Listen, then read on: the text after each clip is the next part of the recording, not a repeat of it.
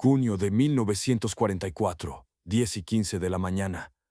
El coche del Estado Mayor del mariscal de campo Erwin Rommel cruzó las puertas del cuartel general en La Roche-Guyon. Rommel descendió aún con el uniforme de gala, el mismo que había llevado la noche anterior, en Alemania, durante la cena por el cumpleaños número 50 de su esposa. Levantó la vista hacia el norte. El horizonte era una muralla negra de barcos, miles de ellos. Una armada de acero ocupaba toda la costa de Normandía. El cielo hervía de aviones. El trueno de los cañones navales hacía vibrar los muros del castillo. Rommel se quedó inmóvil.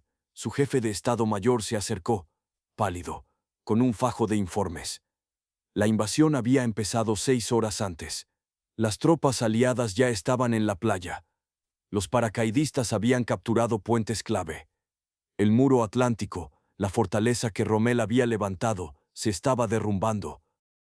Rommel no necesitó leer nada. Lo veía desde la ventana. En ese instante, uno de los estrategas más brillantes de su tiempo comprendió algo terrible. La guerra había terminado.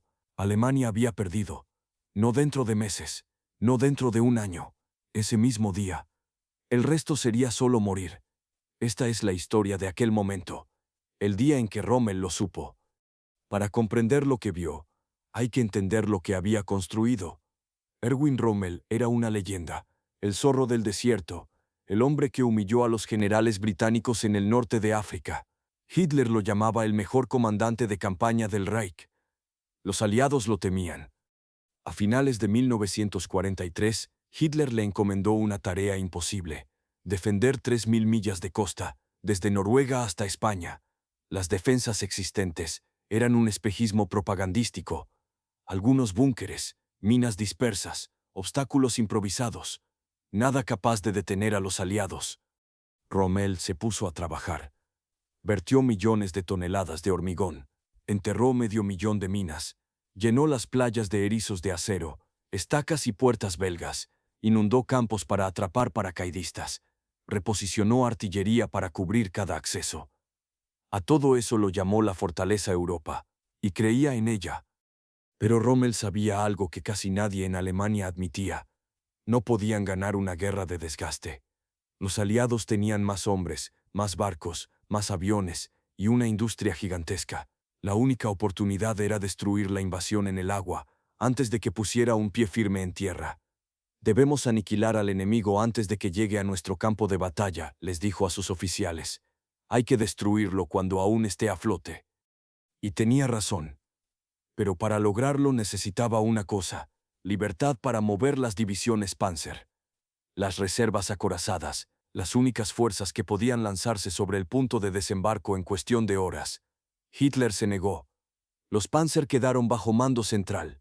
No podían moverse sin la autorización personal del Führer. Esa decisión selló el destino de todos. Cuando la invasión comenzó, Rommel estaba en Alemania. Celebraba el cumpleaños de su esposa y planeaba visitar a Hitler para insistir, una vez más, en que liberara a los Panzer. Según sus cálculos, los aliados llegarían a mediados de junio. Erró por 10 días. A las 6:30 de la mañana del 6 de junio, recibió la llamada. Paracaidistas en Normandía. Una flota acercándose. La invasión había comenzado. ¿Dónde están los Panzer?, preguntó Rommel con la voz afilada. Aún no se han movido, señor. Ordenen que marchen hacia Normandía, ahora mismo. El oficial tragó saliva. Mariscal, no podemos. Necesitamos autorización del alto mando. Entonces obténganla, respondió Rommel, sin elevar la voz pero con una frialdad que helaba. Lo están intentando, señor. ¿Cuál es el problema? El oficial dudó un instante. No logran localizar al Führer. Rommel entrecerró los ojos. Explíquese. Está dormido, señor, y nadie se atreve a despertarlo. La mayor invasión anfibia de la historia estaba en marcha, y las reservas acorazadas de Alemania seguían inmóviles porque Hitler dormía. Cuando despertó, hacia las 10, autorizó el movimiento. Para entonces ya era tarde. Los Panzer avanzaron hacia Normandía solo para ser despedazados por la aviación aliada. Las carreteras se convirtieron en corredores de muerte. Los tanques ardían. Rommel llegó a La Roche-Guyon a las 10:15. Los informes eran devastadores. 5 playas bajo asalto. En 4 de ellas, los aliados estaban tierra adentro. Omaha, pese a las bajas, ya se abría paso. En Gold, Juno y Sword, británicos y canadienses enlazaban posiciones. En Utah, los estadounidenses avanzaban millas hacia el interior. El muro atlántico había aguantado 90 minutos. Rommel se acercó al mapa. Fichas rojas marcaban rupturas, fichas azules, posiciones alemanas, que retrocedían hora a hora. Un oficial preguntó qué órdenes debía transmitir. Rommel estudió el mapa. Distancias, tiempos, rutas, escenarios, lo vio todo con claridad. Los Panzer llegarían tarde. La Luftwaffe no podía volar. La marina era inútil frente a la flota aliada. Cada refuerzo sería destruido en carretera. Con cada hora, los aliados serían más fuertes y Alemania más débil. Se volvió hacia Hans Speidel y dijo, en un susurro, «Hemos perdido Occidente». Rommel explicó su razonamiento con frialdad quirúrgica. Los aliados habían logrado sorpresa total. Habían desembarcado en el punto exacto de máxima debilidad alemana. Podían reponer hombres y material. Cada tanque perdido era irreemplazable. Cada soldado entrenado muerto, un hueco imposible de llenar. Los aliados tenían detrás la industria de Estados Unidos. Barcos, tanques, aviones, combustible, municiones, todo en cantidades que Alemania jamás podría igualar. La invasión había funcionado. Ya estaban atrincherándose. La aritmética era simple. Alemania tenía una sola oportunidad, detenerlos en la línea de agua. Esa oportunidad había pasado. Además, Rommel sabía algo que no dijo. Hitler jamás permitiría una retirada. Ordenaría resistir cada palmo de Francia, destruyendo a la Wehrmacht en batallas sin sentido. Lo vio todo aquel 6 de junio. Francia perdida, Alemania invadida, Berlín en ruinas, y aún así luchó. Durante 7 semanas, Rommel lanzó todo lo que tenía contra los aliados. Organizó defensas brillantes. Convirtió los setos de Normandía en un laberinto mortal. Cada campo era una trampa. Cada camino, una zona de muerte. Las bajas aliadas superaron los 200.000 hombres. Pero los números no cerraban. Por cada baja, llegaban 2 refuerzos. Por cada tanque destruido, 3 desembarcaban. Los aliados construyeron puertos artificiales, oleoductos, instalaciones enteras. Alemania no podía abastecer ni reforzar nada sin ser bombardeada. El combustible escaseaba, las municiones también. Las divisiones de Rommel se reducían cada día. El mariscal viajaba al frente, ignorando el peligro. El 17 de julio, su suerte se agotó. Cazabombarderos británicos localizaron su coche en una carretera secundaria, cerca de Saint Foy de Montgomery.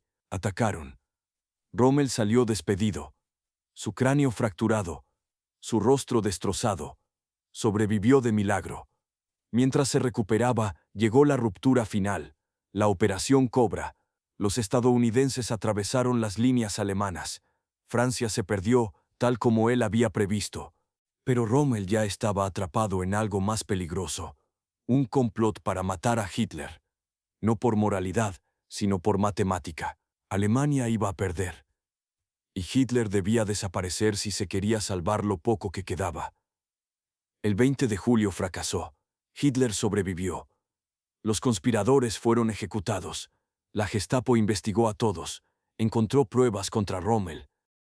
El 14 de octubre de 1944, 2 generales llegaron a su casa en Erlingen, cerca de Ulm. Le dieron una elección: juicio por traición, ejecución segura y castigo para su familia, o veneno, muerte rápida, funeral de Estado y protección para los suyos. Rommel eligió el veneno. Tenía 52 años. La versión oficial habló de heridas de guerra. Hitler envió una corona. Alemania guardó luto. La verdad se supo después. Entonces, ¿qué vio realmente Rommel aquel 6 de junio? Vio el final de una era. Vio el derrumbe del mito de invencibilidad alemán. Vio que el genio táctico no podía vencer a la industria, que la valentía no podía derrotar a la aritmética. Los aliados tenían más barcos, más aviones, más tanques, más hombres, más combustible, más fábricas. Podían cometer errores, podían absorber pérdidas, podían seguir avanzando. Rommel no fue derrotado por Eisenhower, ni por Montgomery. Fue derrotado por las fábricas de Detroit, las acerías de Pensilvania y los pozos petroleros de Texas, una maquinaria capaz de alimentar 2 guerras a la vez y aún así producir excedentes. De pie frente a la ventana, a las 10:15 de la mañana del 6 de junio de 1944, Rommel entendió lo que muchos alemanes no aceptarían hasta la caída de Berlín. Esta guerra nunca había sido ganable. La pregunta nunca fue ¿podemos ganar?, sino ¿cuánto perderemos antes del final? Y la respuesta, él la vio en el horizonte en llamas. Y esa verdad lo destruyó.